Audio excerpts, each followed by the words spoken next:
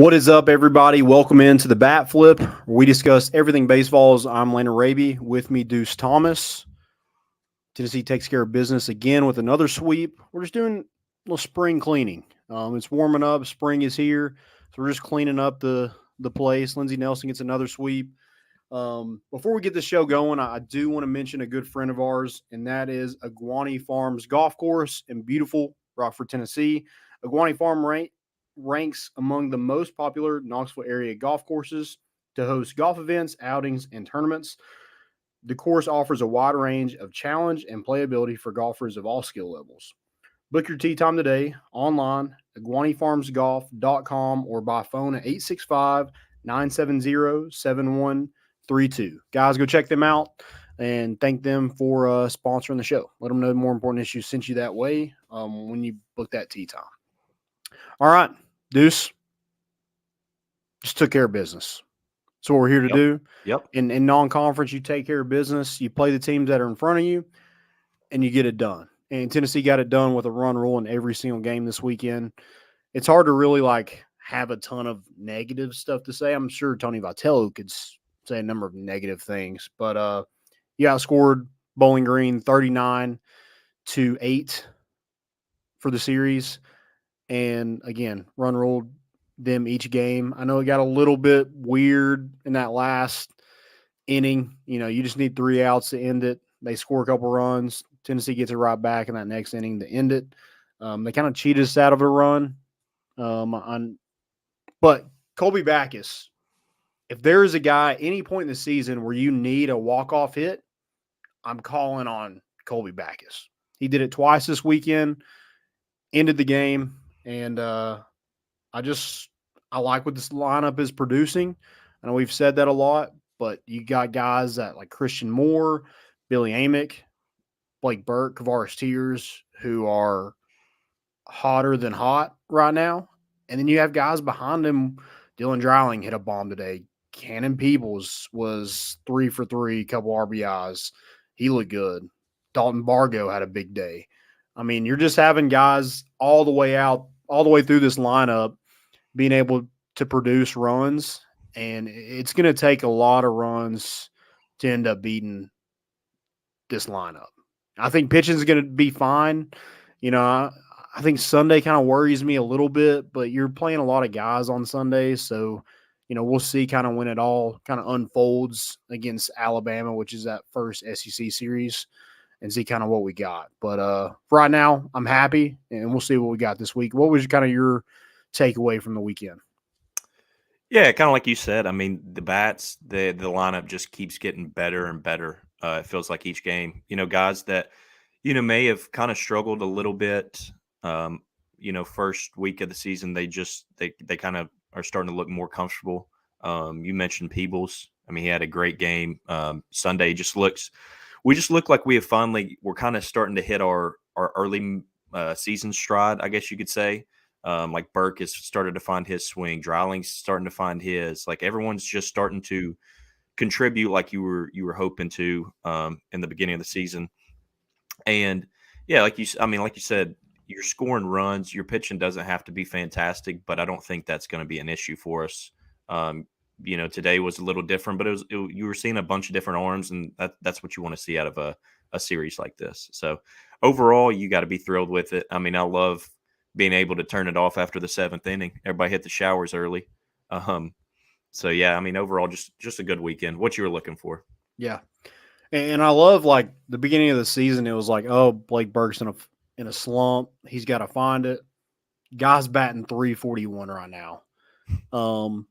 I think the guy had 6 RBIs on the weekend. I mean, he's as hot as anybody right now in this lineup. So don't doubt him.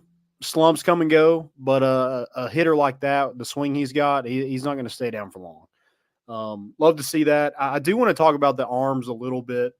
I know it was weird. AJ Russell didn't pitch this weekend, so it was the second part of the AJ show, and AJ Causey got to start on Friday night. 9 Ks. I mean, it just looked like you didn't really miss a beat on that Friday night. And I know Bowling Green isn't the best competition. They were scoring a lot of runs coming into this weekend. They have some guys with some pop. Were able to hit a couple of home runs in the weekend. But he really showed that he can go out and give you a lot. He's not just a bullpen arm to get you a couple outs. I mean, how many? He throws 7 innings, I think, 7 complete innings. Yeah, 7 innings. Yeah, 1 hit. Yeah, he was solid, and that kind of like makes a discussion. AJ Causey, your third starter, or do we like him out of the pen? I don't know. I know the AJ show is a cool thing to say, but maybe one of those guys pitches on Sunday, and then I think you're really looking good with your starters. I know he's a righty. I don't know if that has anything to do with it because Derek Schaefer started the day and he's a righty. I don't know. I just like what you got with those 3 guys, and I think it just kind of comes up in conversation of what do you do at that position. Yeah, I think it has to. Every outing he's had this year, he's looked beyond comfortable. He's thrown the ball well. And then, I mean, we've seen it already, even with weaker competition. Our Sunday, there's a question mark there. So you've got a guy like that. I mean, yes, you would like him out of the pen, but then you also got to sit there and think, well, I mean, you don't want to not use him if he's there. Yes, but if he can throw 7 innings with 1 hit, exactly. I mean, how do you not start him? Yeah, and I don't care who we're playing. I mean, that's Bowling Green. If you're playing, a local high school team, giving up 1 hit, 9 strikeouts in 7 innings, that's solid. Yeah, and I mean that non-strike like that. His arm angle is so weird that usually guys like that throw weird, you get a lot of pop flies, a lot of ground balls, people roll over. But non-strikeouts, I mean, you're dealing. You're dealing, yeah. So it's such a weird arm angle to be able to mow a lineup, even though it is Bowling Green like that. So that was super impressive. Yeah, I'm not sure what you do. I know Nate Snead is a guy that you probably want to. It's probably going to be your go-to guy of the pen when you just have to have outs. Kirby's another one. I don't know. I just don't really. We haven't really got a huge feel of like what we're going to do in SEC play in terms of what the bullpen looks like. Yeah, 100%. Is it going to be like Sunday where you just pitch? Surely it's not, but you're just going to have a guy pitch an inning or get an out and you go another pitcher. I mean, Tennessee's got a lot of arms, so I guess you can do that. But I don't think in SEC play that's something that you just want to do. Maybe right now it's just trying to find who you have. Agree. And then you kind of control it and see who can give you some in SEC play. Yeah, no, I agree 100%. Yeah, I think you're starting to find out who's kind of got it and who's not got it right now. But like you said, it would be tough if you are, looking for that Sunday guy. It would be tough to not give it to Causey at this point. Mm-hmm. Yeah. Really good to see Dean Curley back in that lineup after taking a shot last weekend. Got a black eye, too. Man, he got nailed. I did not realize. I mean, I knew he got hit in the head, but I did not realize how bad it was. Yeah. I was thinking, is Zane Denton back? Because he was the one that gave Tony the black eye last year. I was like, is he back? Because we got a shortstop with a freaking black eye. Who needs eye black when you have a black eye, right? It's cooler than eye black. Yeah, for sure. Yeah, good to see him back in the lineup. He had, a good weekend and a guy that, I mean, he makes a ton of plays at short. The bat's going to play. Yeah. But he absolutely can go get it at short and has a cannon of an arm. I know he was in contention with Ariel Antigua to start the season, I know he dealt with an injury. But man, I can't imagine what Antigua looks like if he was going to beat him out, because Dean Curley has absolutely, he's got it. He's got it. I mean, he looks the part. I mean, he just looks like a professional shortstop. The way he was able to go get balls in the hole this weekend, backhand it, get it over to first, and it just looks so effortless.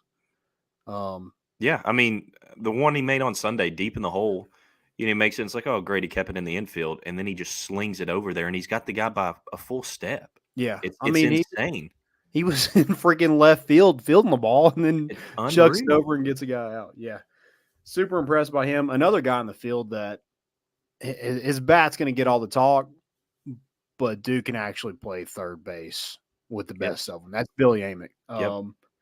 I don't know what I know. Jack Caglione had a really good day for Florida today, but man, I don't know if you're watching Billy Amick right now.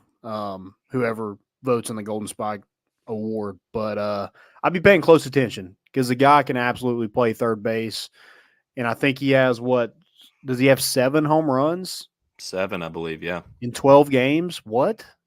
nuts. I think he's tied with Charlie Condon for or was entering Sunday for first in the SEC. So yeah, super impressed by those two guys in the field. The outfield is something to kind of keep an eye on too. It seems like it's just different people every day. Just seeing what the best lineup combination you have. It's going to be Tiers, and I think it's going to be Dreiling.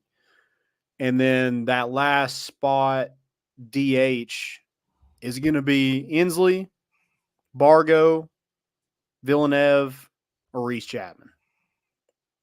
So yeah, you got two players to fill two or 4 players to fill 2 spots. And I know Reese Chapman, I think he played in right field today, went 0 He for did. 2 with Yeah, a couple strikeouts. Dalton Bargo going 3 for 5. It's going to be hard to keep him out of the lineup. And Villeneuve kind of the same way. But Hunter Inslee also had a big at bat today where bases loaded, 3-2 yeah. count. I think fights off, was it 10 pitches? He did. Yeah, professional at bat. Yeah. I was like, Jared Dickey? Yeah. Heyo. did you go from left-handed to right-handed? Because that's exactly what it looked like to me was a very Jared Dickey at bat. And he's really good in the field. So Yeah. I think it comes down to at bat, maybe even matchups at some point. But Dalton Bargo is knocking the cover off the baseball right now. Yeah, he is. I know Villeneuve kind of had a tough weekend, but still batting, 400, which is insane. It's terrible, isn't it? Yeah. How dare him? Yeah, I'd like to see kind of what this, kind of plays out. If you were to predict let's say Tiers is one of your outfielders, Dylan Dryling's the other one. Who's your next outfielder and DH? I don't. I think Bargo. Bargo. Just he's starting to kind of get it rolling. I think Inslee's going to get rolling. I really do. Okay. I hope he does because he kind of felt, and I don't know if he kind of put a little bit of pressure on himself after last year, and he was kind of like a returning starter. But it does kind of seem like he's not hitting the ball like you would like, but he is starting to get better and better at bats. Mm-hmm. So I'm kind of pulling for that. It is great that you've got 2 spots to fill. You've got 4 options, so you can do some rotating. Guys get hurt. You've got spots to fill, so that's it's a good problem to have. But that's kind of what I'm thinking right now. Okay. What do you think? I think Dalton Bargo's in your lineup somewhere. Yeah. And then I think are you looking if you're not wanting him to play the field, I think you probably have to go Inslee because Inslee gives you a lot. He can hit for power. He's also probably one of the fastest players on the team, and he's a great glove in center field. And if he gets going, I think that would be like best case scenario. But Villeneuve's another one where it's just like, dude, if he's hitting 400, where are you going to keep that bat? Exactly. It's a great problem to have. Yeah. But I don't envy having to make that decision at all. I think probably Reese Chapman is probably the odd man out here. And I know he had a great offseason, great fall, great winter. I mean, the kid looks the part. He's been in the weight room. Yeah. Having another year in the college weight room has been great for him. He just got to find it. Yeah. And he's had some balls where he's barreled up and had some good hits, but he's just kind of right now, everybody in front of him just hitting well or has a better glove or more experience, whatever it is. But he just kind of seems like that odd man out. Not that he can't. And I think if whoever gets it, I think it's great for Tennessee because you have guys behind them. If they're not able to get it going or get in a slump, you have guys to fill that spot. Quality guys to fill that spot. Yeah. Yeah, like we've talked about it in multiple episodes. Like there's someone on everybody's heels. We just have we could have a A and B team if we wanted to. We really could. And then B team maybe 8 team. We probably still sweep Bowling Green and do it pretty. Oh, 100%. Pretty firm. I also want to mention Cannon Peoples. Yeah. Because that was a bat you really need to get going. They showed the rankings today of the transfers, and Cannon Peoples was actually above Billy Amick. Was just a huge get out of the transfer portal for Tennessee. Playing that catcher position, you needed a catcher. Mm-hmm. You needed a bat. He's a switch hitter. Just kind of everything you want. And everything that Tennessee needed was Cannon Peoples, and also all-time name. Oh, it doesn't get any better. Especially for a catcher. Yeah. So to get him going was huge. He went 3 for 3 today. I think he had a hit yesterday as well. Getting that back going is just huge. If you're able to get a catcher hitting 270, 300, that lineup's rolling. Yeah. Absolutely rolling. And, again, just looking at opposing pitchers, where do you take a break? Where are you just like, yeah. The whole way through the lineup, your bowl is clenched the entire time. You make one mistake, it's going 400 feet plus. Yeah, it's insane, top to bottom, how just strong we are. Yeah. Yeah, love hitting home runs, love hitting balls off scoreboards, hitting it over scoreboards, over the porch, into the porches, wherever we're getting it. We're getting our money's worth. The trot and the bat flips, like we got everything down. I love the subtle bat flips too. Oh, yeah. The big ones, yes, they have their place. Unless you're Florida, where you carry the bat all the way to first base and get ejected. Please do not do that. I think it's dumb. It's funny that happened to Florida. Yeah. But, if you're going to bat flip, just don't make it just egregious where a power-hungry umpire is going to toss you, because we don't need that. No. We don't need that. Yeah, I just love how we kind of got that swag. It's like we've been there. Yeah. We do this all the time. It's getting pretty easy for Billy Amick. He's, expecting it. It's just like, oh, here you go, bat. He's almost giving it to the bat boy, if you will. Oh, dude, I love his little subtle bat flip where he switches hands and just kind of flicks it. Uh-huh. Yeah. I used to practice that in the yard. Never really got to do it, but he's done it once or twice. Yeah. Or 7 times in 12 games. That's unreal.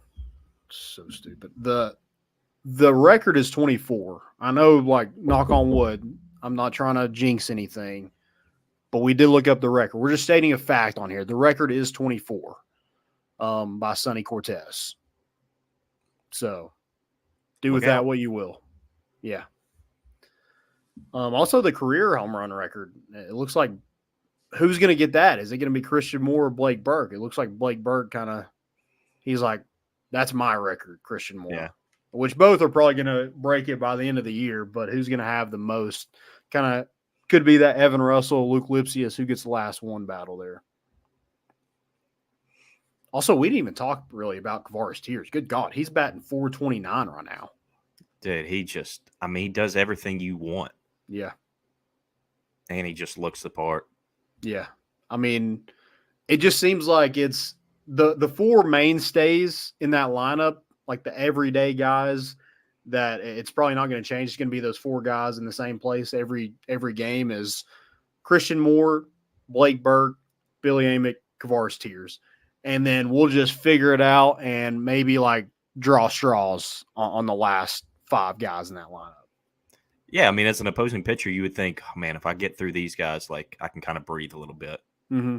It's like, no, you can't. No, because you got Dalton Bargo is batting 400, Dylan Dryling's batting 324, Peebles, who had a slow start to the season, he's up to 324. Villeneuve is batting 476. I mean, it's unreal. It's nonstop. And I know a lot of it, like you have to come down to earth a little bit, knowing the competition that you played so far. But you also have to like go out and do it against that competition. Because if you're not doing it against that competition, you're definitely not doing it against SEC competition. Yeah, and I think baseball is so different than any other sport with kind of lower competition because you see it. I mean, you see all these SEC teams that have, multiple losses, and they're not to, big-time schools. Yeah. Baseball, even your smaller school, it's like when you see, some of these teams that make it to Omaha, all these lower half D1 teams, I mean, they've got dogs on them, and they've got guys that, you look at the majors and you look at guys like where they went to college and stuff, and, a lot of them aren't high D1 schools, SEC schools, stuff like that. So compared to like, football when you play Chattanooga, like those guys ain't, Yeah. But yeah, like you said, you got to go out there and you got to do it regardless of who you're playing. I mean, I don't care who you're playing. You go out and roll them 3 games in a row. You love it. Another guy I kind of want to see what he looks like in the bullpen is Marcus Phillips. Mm-hmm. Dude looks different coming out of the bullpen. Was a JUCO transfer and is already kind of up there in that 94 to 96 range with his fastball. And he's a guy, I know he's dealt with some injuries, but was back on the mound this weekend in relief. I just think he's a guy that could really be a difference maker in that bullpen come deep in SEC play, maybe in the postseason. I just think he just kind of gives me that vibe. What do you think? Yeah, no, 100%. I mean, don't really have anything to add. You pretty much hit the nail on the head there. Mm-hmm. But yeah, I mean, you got a guy that's, humming the ball like that. I mean, that's what's crazy is how many guys we have that are just slinging the thing like that. Like baseball has came so far. I mean, you used to have a guy through like 91, 92. It's like, man, he's really throwing it. Now you got guys that are like 101, 102, and it's normal. Yeah. There's multiple teams that have guys throwing it like that. Mm-hmm. Yeah, it just feels good right now watching this baseball team. It just feels different. And I know last year, like we wanted that team to be that 2022 team, and they just weren't. Mm-hmm. They just never were. Even though that team made it to Omaha. But like it's like this point last year, that team was messy, man. Yeah. I mean, it had holes, it had issues. I've heard some things about some of that went on, and I just think this team just seems more tight-knit, kind of like that 2022 team, that 2021 team, where it just like it's us against the world. It's not, oh, I need this NIL money and that NIL money, and like this is what I'm getting, and that's what I need. This team is like, hey, let's just go be better than everybody because we are. Yeah, and it feels red good. ass. Yeah, love it. Yeah, I mean, you can just see the fire. It's kind of like they don't care who they play. It's like you're not going to be better than me today. Yeah, and like I know it's probably killing them a little bit to not have like a ton of competition at Lindsey Nelson. Like they had it in against Baylor and Oklahoma and Texas Tech a little bit, but they like are ready for that fire, just for it to erupt at Lindsey Nelson, like a tight ball game, a big hit, a big double. Like those guys have some personality, and I can't wait to see it kind of come out as the season goes. Yeah, it's going to be exciting. Very exciting. Just feed off of it. Mm-hmm. Yeah. Let's get into MVP as we kind of close this show out. I'll let you go first this time. Cool. Yeah. Going Blake Burke. Burke. 6 for 12 on the weekend, 3 bombs, 6 RBIs. Pretty good. He's just Yeah, I mean, it's not bad. But no, he's kind of finding his groove. Earlier in the season was, I mean, would he bat 350 or something? You can't really say he was slumping, but he just wasn't hitting the ball or swinging the bat like you were expecting him to. But now, I mean, he's barreling it up. He's hitting some nukes, and he's fielding first great. I mean, you feel really comfortable with him over there, and that's huge. That's huge for your fielder, especially when you've got, like Curley at short as a freshman, just knowing that, if you throw one a little off, like he's going to scoop it, he's going to make that play. So that goes a long way in just overall confidence for your infield. But yeah, I mean, he's doing it, and if he continues this, look out. And I think he will. I think it just took, and I think I said this maybe the last episode. He saw that ball finally go over the fence, and it was just like, here we go. Let's get rolling. Like there we go. We finally kind of broke the seal. It's time to go. And I think he's figuring it out. Yeah, I don't know if it's true, but I want to think like maybe just getting used to, because he slimmed down a lot. So was it just like him getting used to like swinging with that body? He's like, man, I'm a little lighter, but I can still hit it like 500 feet if I can. Exactly. It could be it. It's weird, man. He is leading the team in stolen bases right now. He's 3 for 3. So whoever had that on the bingo card, if you want to show me that, I might give you a little compensation there for it if you had that. But yeah, what a weekend for him. What a start to the season. Already 4 bombs on the year. Again, that first weekend, you're like, oh man, like yeah, you're just kind of chasing. Yeah, just couldn't really get had that like half swing and just not seeing it great. But yeah, whatever he's doing, continue to do it and continue to keep rolling because, man, Christian Moore. I mean, I'm going to keep saying it. Christian Moore, Blake Burke, Billy Amick, Kavares Tears. Oh my God, that sucks to be an opposing pitcher. That absolutely sucks. Good for us though. I'll go a little different. I'm gonna go pitcher this time. Okay. I'm gonna go AJ Causey. First start in a Tennessee uniform, shoving. He 7 innings pitched, 9 Ks, 1 hit, 1 earned run, little homer, ran into a barrel there. But other than that, I mean, what a performance from AJ Causey. Again, being kind of a bullpen guy to just kind of getting thrown into a starter role, I think is super impressive in itself. And then going from Jacksonville State, we talked about this a little bit with Dalton Connect on More Important Issues, but like him going from Northern Colorado to Tennessee, it just seemed like it elevated his play. And I think it's just kind of the same thing with AJ Causey, where it's like the bigger the stage, the more the guy just shows out. And he's really coming into his own, and I think he's only going to get better as the season goes. So I'm going to go AJ Causey for my MVP. Yeah, short notice, getting that start and shoving. Yeah, on Friday night. Love to see it. Just a competitor, you like Connect. I mean, just kind of got that dog in him. Yeah, some got it, some don't. Yeah, we got a lot of dogs on this baseball team. Yeah, we do for sure. Anything else? Kind of close out the show here. I mean, your bats just continue to stay hot. You continue to love what you're seeing. I was glad to see Kirby get the win on Sunday. Good for him. Yeah, good to see him. I mean, you ever need to get out of jam, you know who to call. Yeah, I mean, when he comes out, you're just like, yes. Oh yeah. He's kind of like, I wish he'd come out like Kenny Powers and just let her eat. Just give him hell. He's got the look. Just give him hell. Yeah. He kind of does playing Save a Horse, Ride a Cowboy. I mean, that just all those people that have been drinking for a couple innings, they get fired up for it. Oh, dude, give me a beer in that song. I'm fired up. All right, guys. We'll end with that. Cool. We love you, Kirby. We do. Yeah. All right, guys. Thank y'all for listening. We'll be back next week talking about the games. Kansas State on Tuesday. You got Southern Indiana on Wednesday, and then you got Illinois on the weekend. So thank y'all again for tuning in, and we'll be back next week. Peace.